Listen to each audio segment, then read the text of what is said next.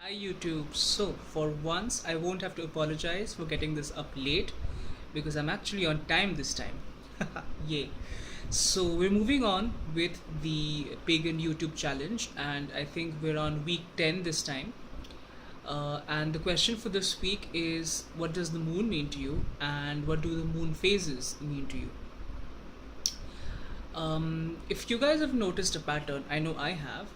I find that the timing aspect of my practice or my craft is not exactly something that I pay a lot of attention to in terms of paying attention to the week of the year or paying attention to when's a good time to do a certain ritual or not do a certain ritual. So, those are things that I don't pay a lot of attention to. And I've understood that pattern by figuring out that I don't have a lot to say on questions which deal specifically with timing or, some sort of cycle, linear time bound cycles, So, in keeping with that pattern, I don't have a lot to say for this topic either. I think anybody who's starting out as a newbie witch in today's world will begin by learning about the moon phases and how they relate to your spellcraft and the basics that that anyone will learn, and I've learned the same, is how the waning moon and the new moon is good for bringing down things, it's good for tearing things down, it's good for banishing, it's good for baneful workings.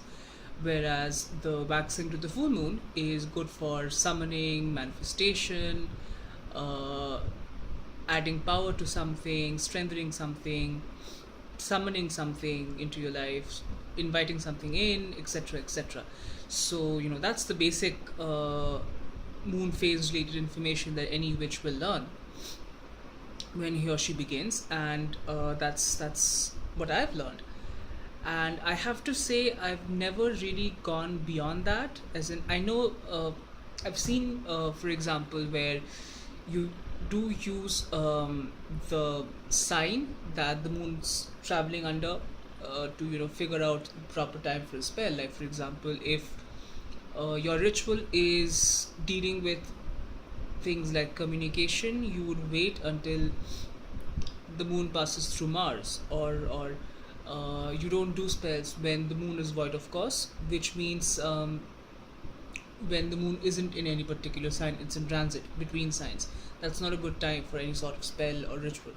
So I'm kind of sort of aware of that information, of that aspect of ritual timing based on the moon phase, but I have to say I've never consciously used it. Apart from the full moon, new moon, waxing moon, waning moon thing, apart from that basic tenet, that basic technique, I'm not sure of the right word for this. So apart from that, I haven't really put a lot of thought into, say, the sign the moon was in and how that relates to my spell or ritual. I've never really done that, and I've never faced problems because of that, but I don't know, I'm not sure if timing my spells with the moon's sign will add more potency to it. It might not. I find for the most part that thinking of signs and all of that, and waiting for the right time to cast a spell, or do a ritual, will only add to procrastination. At least that's the way it is for me.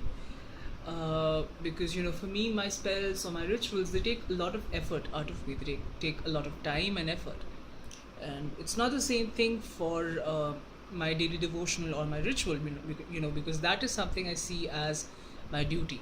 So definitely, that is not something that I consider a burden, or I consider it to be. I